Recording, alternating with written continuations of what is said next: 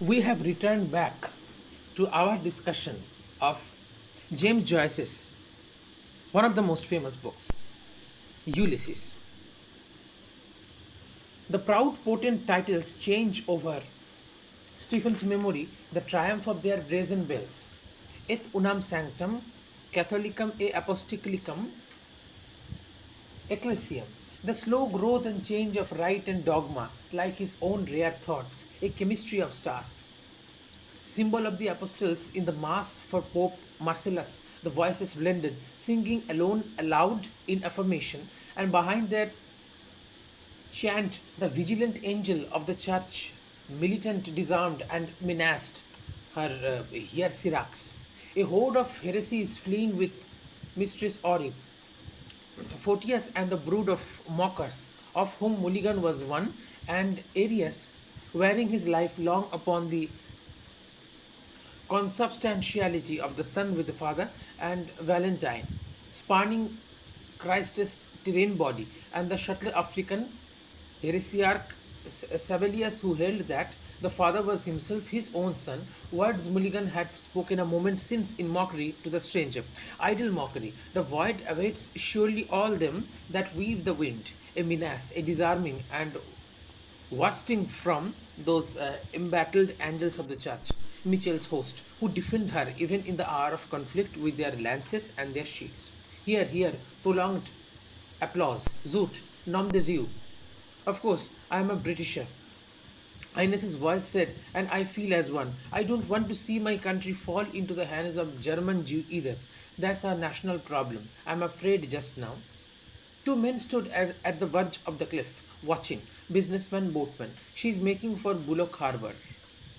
The boatman nodded towards the north of the bay with some disdain. There is 5 fathoms out there, he said. It will be swept up that way when the tide comes in about 1. It's 9 days today. The man that was drowned, a sail veering about the black bay, waiting for a swollen bundle to bob up, roll over the sun to a puffy face. Salt white, here I am. They followed the winding path down to the cheek. Buck Mulligan stood on a stone in shirt sleeves, his unclipped tie rippling over his shoulder. A young man clinging to a spar of rock near him moved slowly frog-wise his green legs in the deep jelly of the water. Is the brother with you, Malachi? Down in West Wish with the Benons. Still there? I got a card from Benon. Says he found a sweet young thing down there. Photo girl, he calls her. Snapshot, eh? Brief exposure. Buck Mulligan sat down to unlace his boots. An elderly man shot up near the spar of a rock of glowing red face. He scrambled up by the stone, water glistening on his pate and on its garland of grey hair, water reeling over his chest, and paunch and spilling just out of its black sagging loincloth. Buck Mulligan made way for him to scramble past, and glancing at Haynes and Stephen, crossed himself piously with his thumbnail at brow and lips and breastbone. Seymour's back in town, and young man said, grasping again his bar of rock, chucked medicine and going in for the army.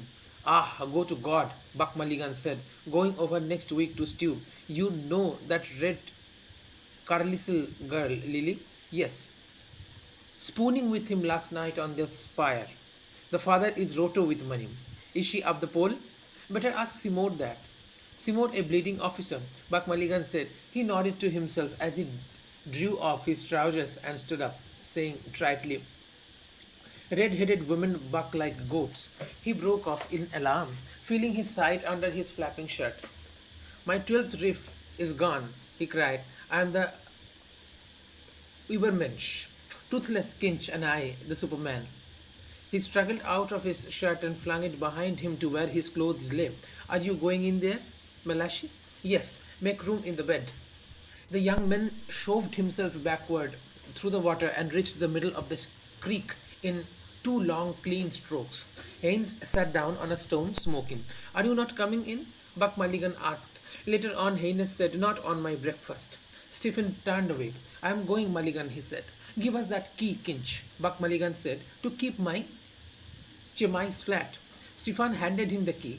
Buck Mulligan laid it across his heaped clothes. And twopence, he said, for a pint. Throw it there. Stephen threw 2 pennies on the soft heap, dressing, undressing. Buck Mulligan, erect, with joined hands before him, said solemnly, He who stealeth from the poor lendeth to the Lord. Thus spake Zarathustra. His plump body plunged. We will see you again, Haynes said, turning as Stephen walked up the path and smiling at wild Irish. Horn of a bull, hoof of a horse, smile of a Saxon. The ship, Buck Mulligan cried. 12:30. Good, Stephen said. He walked along the upward curving path. Liliata rutilantium, Tarna circumdet, Jubilantium te virginum. The priestess' grey nimbus in a niche where he dressed discreetly. I will not sleep there tonight. Home also I cannot go. A voice, sweetened and sustained, called to him from the sea, turning the curve. He waved his hand. It called again. A sleek brown head, a seal's, far out on the water, round. Usurper. You caution, what city sent for him? Tarentum, sir. Very good. Well, there was a battle, sir. Very good. Where? The boy's blank face asked the blank window, fabled by the daughters of memory. And yet it was in some way, if not as memory fabled it, a phrase, then, of impatience. Thud of Blake's wings of excess. I hear the ruin of all space. Shattered glass and toppling masonry. And time one livid final flame. What's left us then? I forget the place, sir. 279 BC. Asculum, Stephen said, glancing at the name and date in the Gorkaride book. Yes, sir. And he said, another victory like that and we are done for. That phrase the world had remembered, a dull ease of the mind. From a hill above a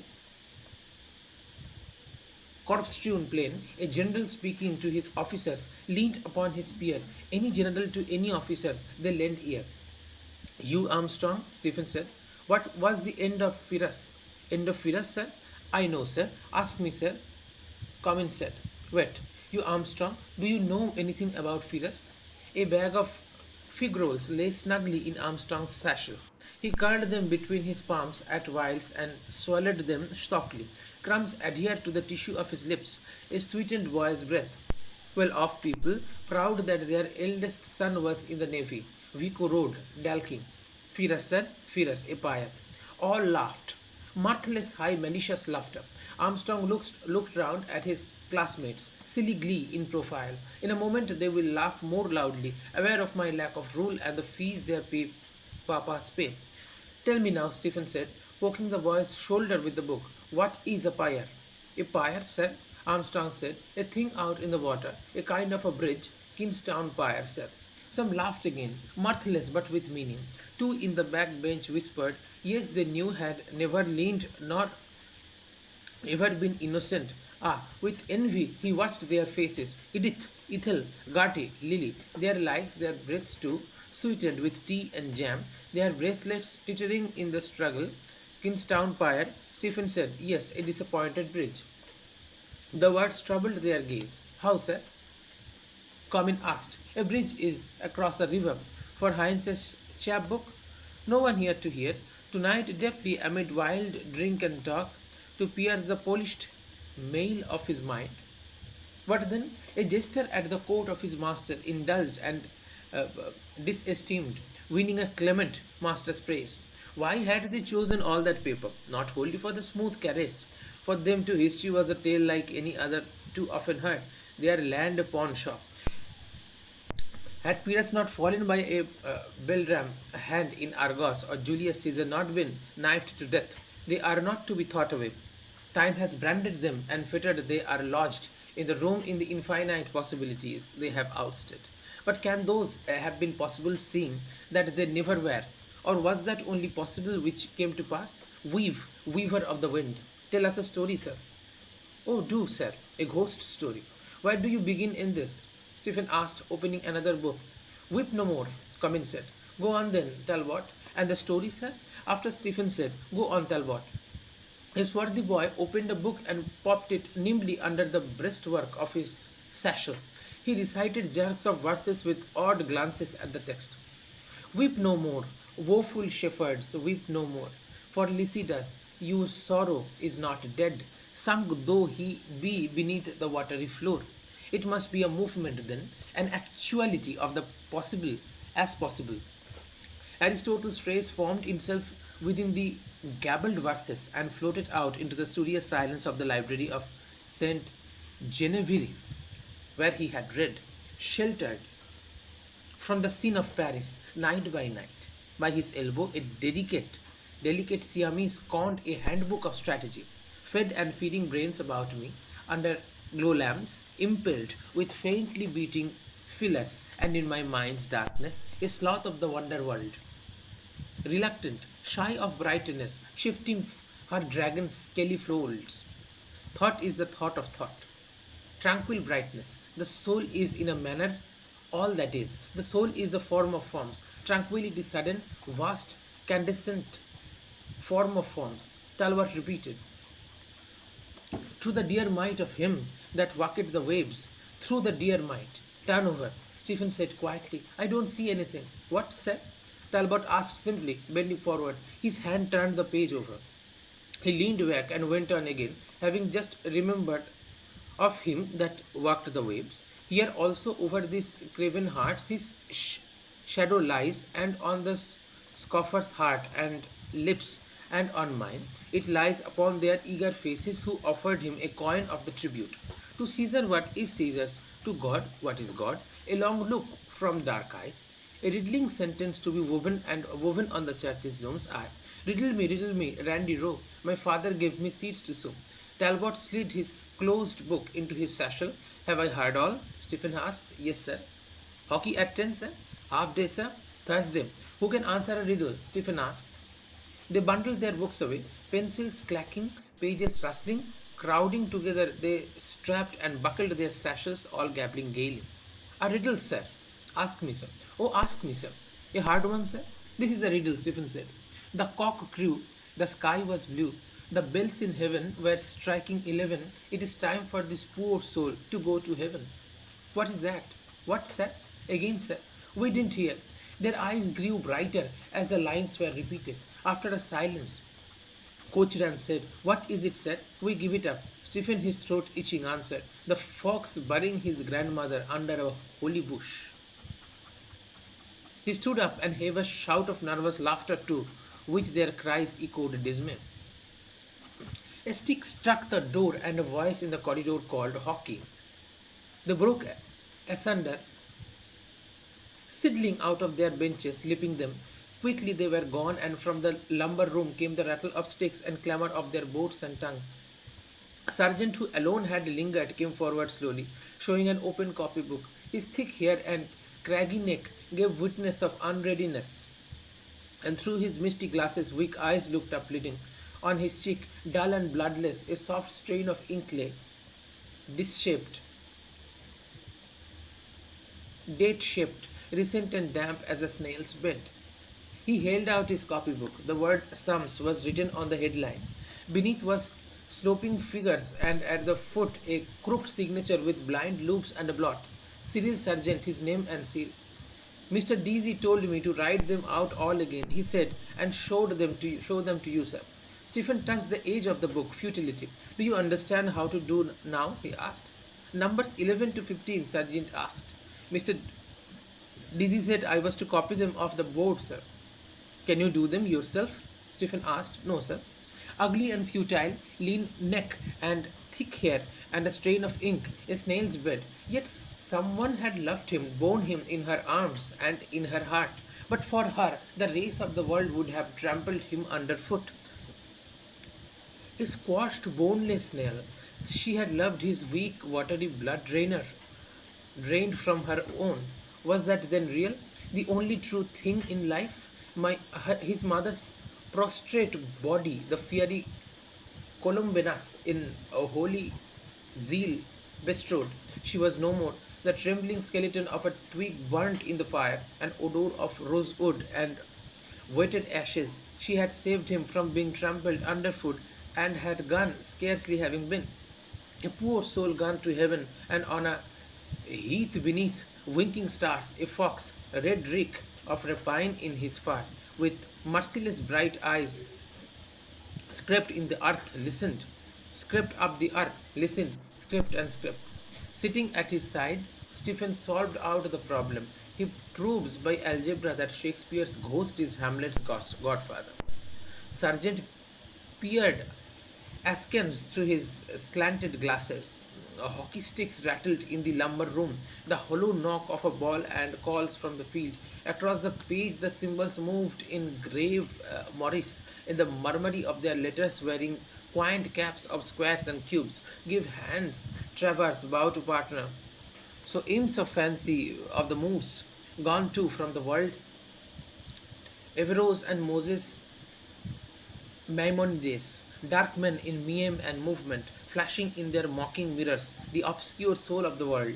A darkness shining in brightness, which brightness could not comprehend. Do you understand now? Can you work the second for yourself? Yes, sir. In long, shaky strokes, Sergeant copied the data, waiting always for a word of help.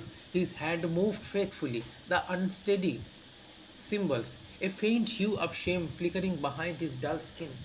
Amor matris, subjective and objective genitive. With her weak blood and we sore milk, she had fed him and hid from the sight of others his swaddling bands. Like him was I, those sloping shoulders, this gracelessness. My childhood bends beside me. Too far for me to lay a hand there once or lightly. Mine is far and his secret as our eyes. Secrets silent, stony sit in the dark palaces of both our hearts. Secrets vary of their tyranny, tyrants willing to be dethroned. The sum was done. It is very simple, Stephen said as he stood up. Yes, sir. Thanks, Sergeant answered. He dried the page with a sheet of thin blotting paper and carried his copybook back to his bench. You had better get your stick and go out to the others, Stephen said as he followed towards the door, the boy's graceless form. Yes, sir. In the corridor, his name was heard, called from the playfield. Sergeant, run on, Stephen said. Mr. Dreezy is calling you. He stood in the porch and watched the laggard hurry towards the scrappy field where sharp voices were in strife. They were shorted in teams, and Mr. Dreezy came away stepping over wisps of grass with gaitered feet. When he had reached the schoolhouse, voices again contending called to him. He turned his angry white moustache. What is it now? He cried continually without listening. Coach Run and Halliday are on the same side, sir. Stephen said, will you wait in my study for a moment? Mr. Deasy said, till I restore order here. And as he stepped fuzzily back across the field, his old man's voice cried sternly, what is the matter? What is it now? Their sharp voices cried about him on all sides. There are many forms closed round him, the garish sunshine, bleaching the honey of his ill-dyed head.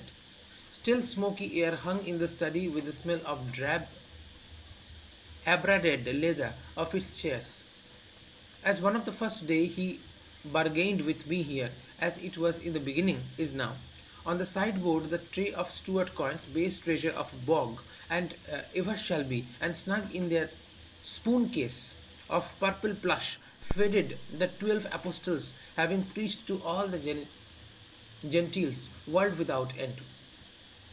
A hasty step over the stone porch and in the corridor, blowing out his rear moustache, Mr. Deasy halted at the table. First, our little financial settlement, he said. He brought out his coat of a pocket book bound by a leather thong. It slapped open and he took from it two notes, one of joined halves, and laid them carefully on the table. Two, he said, strapping and stowing his pocketbook away. And now his strong room for the gold. Stephen's embarrassed hand moved over the shells heaped in the cold stone mortar. Whelks and money cowries and leopard shells. And this hold as an emir's turban, and this the scallop of Saint James, an old pilgrim's hoard, dead treasure, hollow shells. A sovereign fell, bright and new, on the soft pile of the tablecloth. Three, Mr. Deasy said, turning his little saving box about in his hand. These are handy things to have. See, this is for sovereigns, this is for shillings, sixpence, half crowns, and here crowns. See, he sought from it 2 crowns and 2 shillings. 312, he said, I think you will find that right. Thank you, sir, Stephen said, gathering the money together with shy haste and putting it all in a pocket of his trousers. No thanks to all, Mr. Deasy said. You have earned it. Stephen's hand, free again, went back to the hollow shells. Symbols too of beauty and of power. A lump in my pocket, symbols soiled by greed and misery. Don't carry it like that, Mr. Dreezy said. You will put it out somewhere and lose it. You just buy one of these machines. You will find them very handy. Answer something. Mine would be often empty. Stephen replied. So we will continue the next chapters in the next episode. Thank you.